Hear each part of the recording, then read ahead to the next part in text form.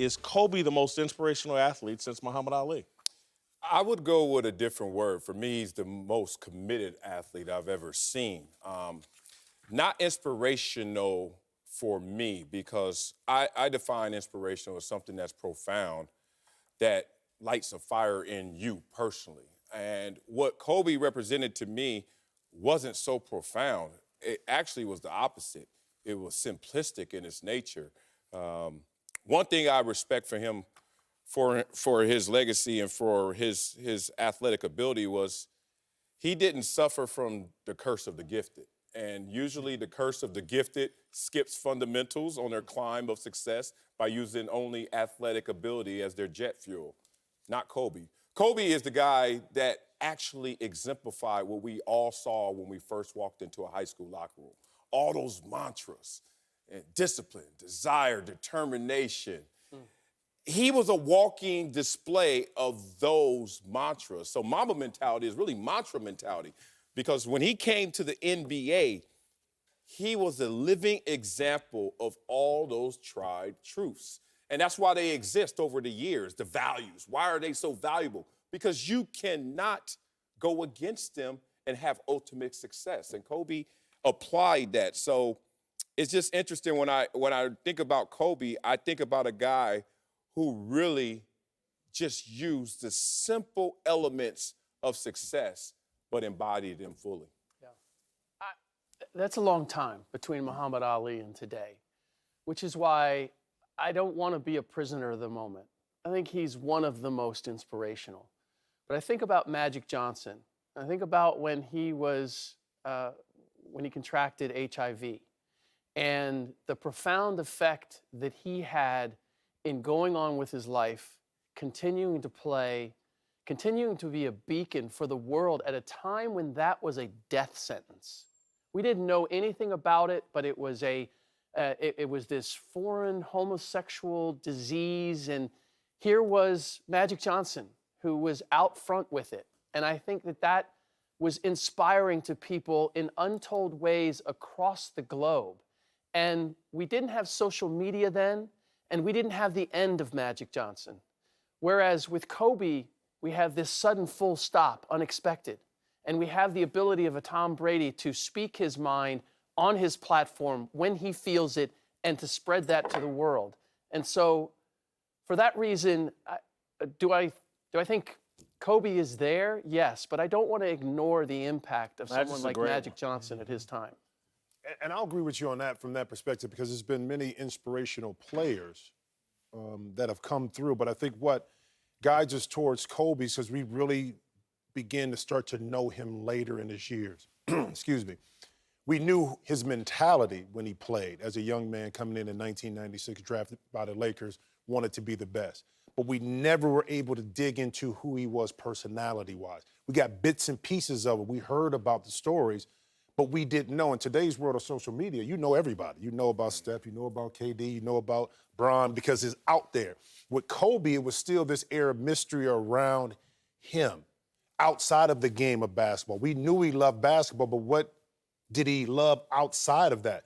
We got a glimpse of that. And I think the young people, too, in regards to the ones that are playing basketball, football, baseball now that kind of grew up in Kobe's era, Kobe was there to bridge the gap between Michael Jordan's back end and LeBron coming in. And sprinkled in between there, he was in there with Shaq and Tim Duncan, but he bridged that gap. And I think for any athlete that looks at it and says, I want to be the best at what I can do, he was an inspiration of how to stay focused to do it, because everybody can't do it. Mm-hmm. I don't care how much we want to say, we've all been there, but to be able to be singularly focused on that goal is hard to do. But I would put him in that category of he's one of the most inspirational since Muhammad Ali. Yeah, no, it's no. But again, when there's death. No, why though? Why is he not? Yeah. Well, because I think there are more inspirational players in history since Muhammad Ali. Like Pat Tillman, not as great an athlete as any of these guys that we're speaking of, but when you talk about what his commitment was and what his ultimate sacrifice was, being the son of someone who served in our military in Vietnam, Pat Tillman's the first name that comes to mind as most inspirational. Reggie White comes to mind. Great. The Williams sisters come to mind. Tiger Woods? Not as great. It's not really so much about, to me, throwing out names. Yeah. Sean Taylor was one of my teammates. Man. And I experienced a super influential, misunderstood young man before death. And death, the tragedy of it especially, forces you to look at things that you never wanted to look at. If you have any ounce of sympathy, you look at things that you never looked at. And I think that that's what's happening here with Kobe. We have now forced ourselves, because of the sting and just the total disbelief of what took place, we're forced to look at ourselves. And that's where the inspiration comes in, because now, because you want to relate to such greatness, you start to look at what he did that was so great, and you start to apply it to yourself, and then that becomes the product of inspiration. I'm going to say this. The thing that moves me here is Tom Brady and Michael Jordan. Michael Jordan had a very intimate relationship with Kobe. I'm assuming Brady had a little bit more distant relationship than Michael Jordan with Kobe. And to have the greatest of all times, one stand up in front of a crowd and give an awesome eulogy, break down in tears, talk about being his big brother, and then to have someone from afar who's the greatest in his sport, I couldn't think of a better eulogy than what Tom Brady wrote here. If, as a human being, I hope someone says something like this about me. No, it's probably not going to happen, but my God, this is the way I would want to be remembered. It's incredible. And again, I guess what I think about, I think the Pat Tillman was a great one. I think Magic Johnson's a great one. I don't know if there's some others on this list, but this is perfection to me. How to be remembered, leave a mark on society. It just shows impact and in the many directions, in many ways that it could go out there and have that effect. For me, it's not in this conversation, but direct impact. It was Junior Seau, because he was the most talented, had the best heart, but also the humblest mindset, which was something I'd never seen from all the greats that I played with, that could really go out there like the 53rd man mentally, but physically be the best one on the field by far, and still have that big of a heart. So it's funny that everyone is forced to respond when there's a suddenness. And I'm going to make light of this, but it's real to me. Being a DJ, there's two ways to bring in a song. You could drop it on the one, or you could blend it in. Now, we're talking about a lot of people who had blended lives. Magic Johnson still with us. Blended lives. That's great, but you can feel it coming, and there's not this suddenness. But then there's the guys, unfortunately, like Pat Tillman or Kobe, like a DJ would drop it on the one. Next song. And you know what it does? Physiologically, you are forced to react. Right now, emotionally, we're forced to react and think of ourselves, because the next chapter has occurred without notice. Yeah. And everyone is now thinking about their own mortality in ways and terms that never before. All I say that for is it sometimes makes you go to a place that you will subside from. And right now, we're all emotional about Kobe. But then there's going to be a moment, unfortunately, the next song will play. And the next song will play. And I want to keep that in context as we display it. It's a great transition. And you've already answered it to some degree, but answer it a little bit more. Will Kobe's stature continue to grow in death? One, you got to respect fully where his stature is right now. Like the day before Kobe died. Have you ever seen Kobe Bryant in China? Just Google Kobe Bryant in China. Crazy. It's insanity.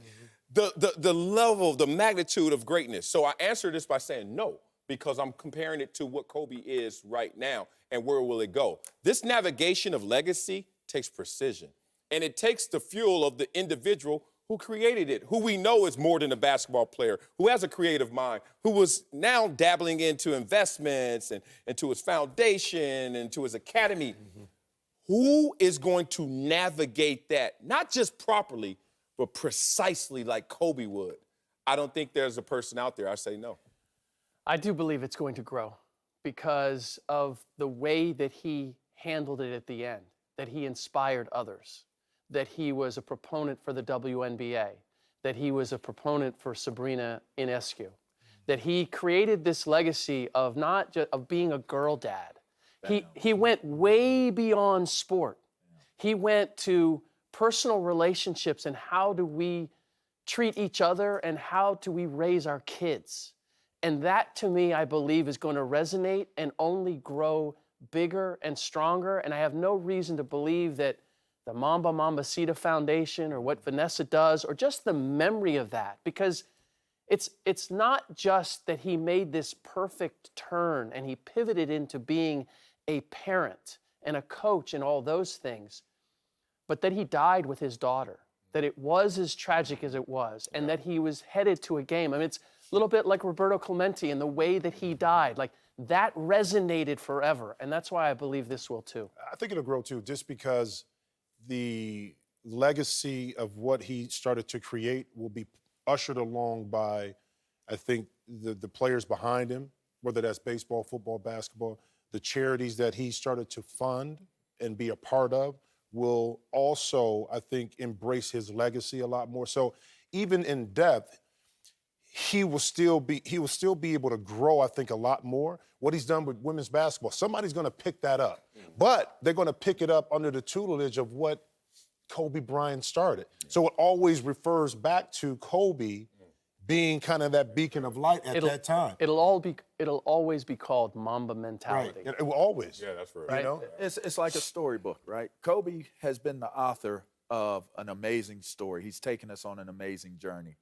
The tragedy of his daughter, Gigi, being associated with him going home, people are going to continue to write on those blank pages. That's the best way I can put it. There's no way with the legacy that Kobe Bryant has left behind, with a lifelong of stories and journeys that Gigi would have took us on if she was still here, that as many great people associated with Kobe Bryant will leave those pages blank. Look, I'm Ric's explanation is why I go back to I think he's the most inspiring since Muhammad Ali. When you start touching people and their approach to how they parent and what kind of father they are and what kind of athlete they are, he's in so many different lanes. His message, again, and that's why I believe Tom Brady translates. It translates to everybody: white, black, rich, poor, athlete, non-athlete. If you're a parent, if you care about humanity, Tom Brady has articulated why Kobe's legacy is so humongous, because it's more than just sports. And again, no disrespect, Pat Tillman, I get the sacrifice he made for this country, but I don't think it touches on fatherhood and some of these other things that Kobe does. And I do believe like it's going to continue to grow, because Mamba mentality isn't just sports. It's everything. And it applies to every facet of life. Women, men, young people, old people. It's a tragedy. Thanks for watching. Subscribe here to get the latest from the show. And be sure to check out more of the best clips from Speak For Yourself, or go watch a few segments from our other shows on FS1.